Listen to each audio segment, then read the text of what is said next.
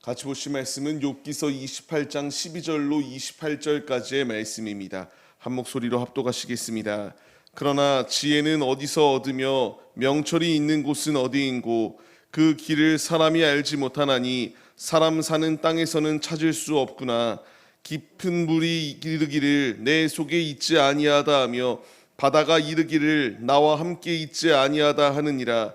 순금으로도 바꿀 수 없고 은을 달아도 그 값을 당하지 못하리니 오빌의 금이나 귀한 청옥수나 남보석으로도 그 값을 당하지 못하겠고 황금이나 수정이라도 비교할 수 없고 정금 장식품으로도 바꿀 수 없으며 진주와 벼국으로도 비길 수 없나니 지혜의 값은 산호보다 귀하구나.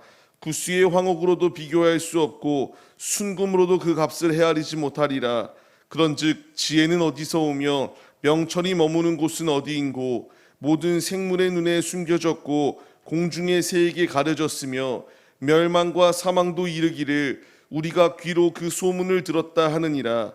하나님이 그 길을 아시며 있는 곳을 아시나니 이는 그가 땅 끝까지 감찰하시며 온 천하를 살피시며 바람의 무게를 정하시며 물의 분량을 정하시며 비 내리는 법칙을 정하시고 비구름의 길과 우레의 법칙을 만드셨습니다.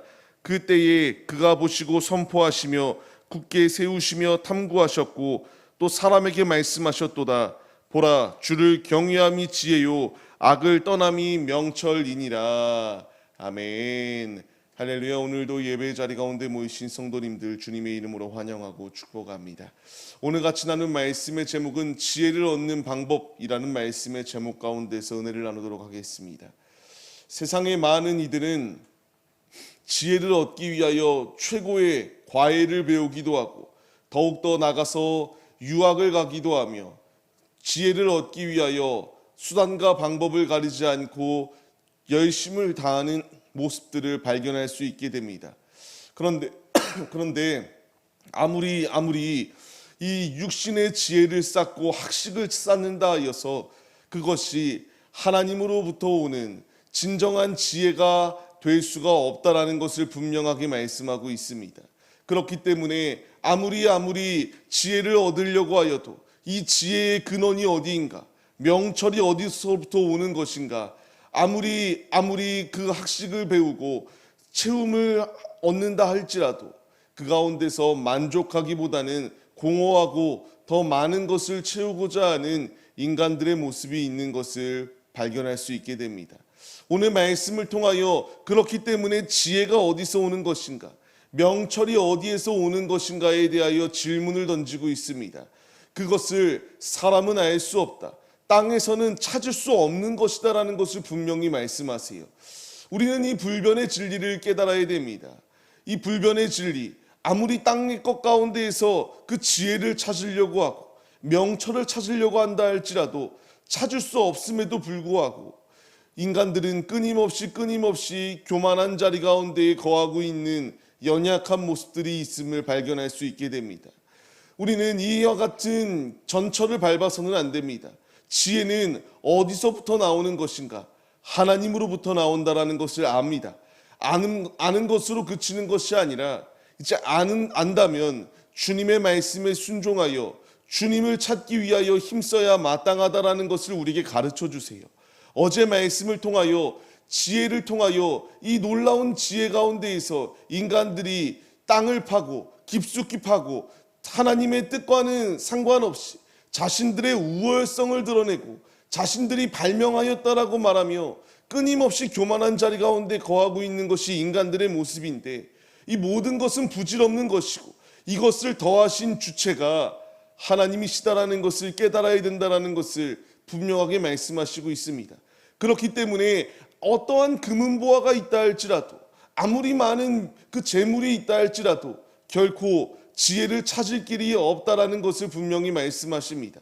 하나님의 지혜를 찾기 위해서는, 하나님의 지혜를 받기 위해서는, 하나님이 주시는 명철함을 받기 위해서는 하나님을 사모할 때여야지만이 가능하다라는 것을 우리가 잊지 말아야 됩니다.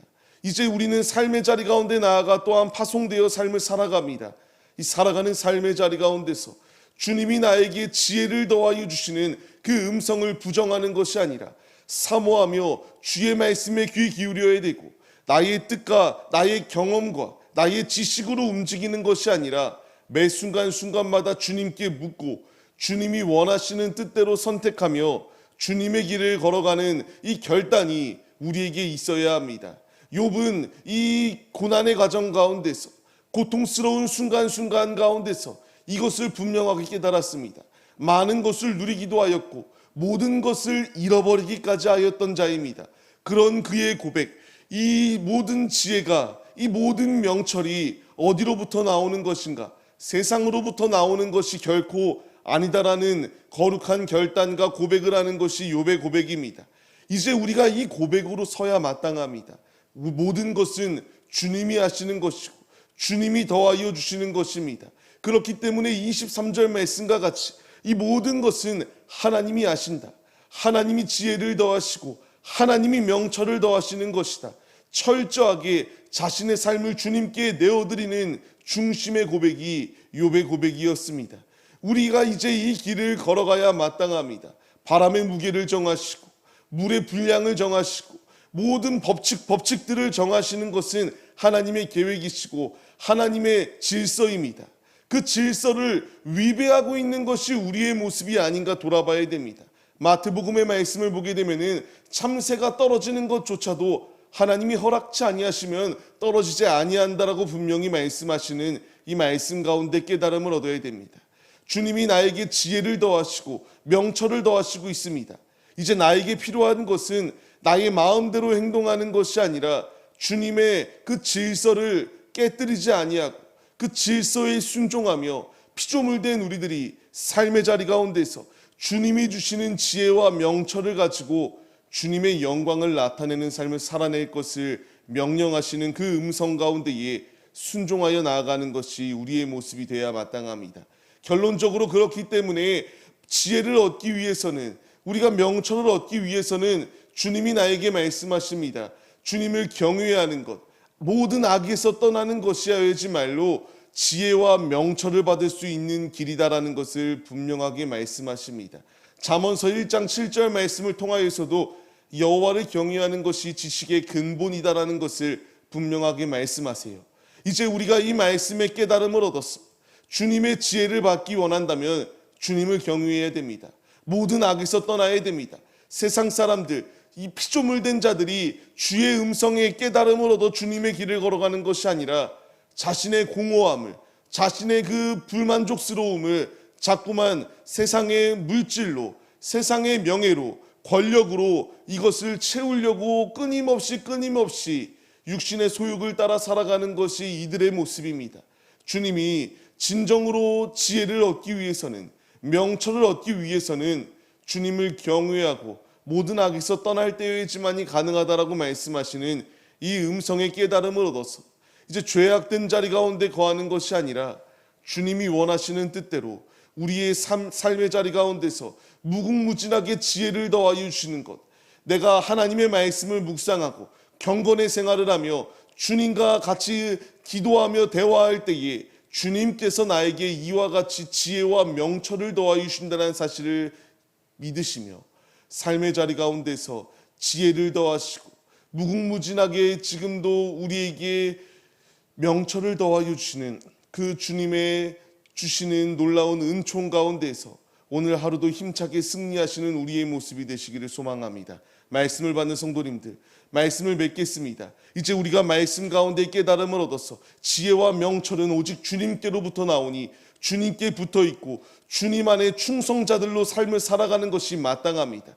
이 분명한 사실을 잊지 마시고 나에게 생명을 더하여 주시고 나에게 믿음의 길을 걸어가라고 끊임없이 말씀하시는 주의 음성에 순종하여 주님의 길을 걸어감으로 말미암아 주님이 주시는 지혜와 명철로 꼬리가 아니라 머리가 되어 이 패역한 세대를 빛으로 밝히 비추는 데에 앞장서시는 신실한 믿음의 자녀들의 모습이 우리 모두의 모습이 되시기를 주님의 이름으로 간절히 축원합니다.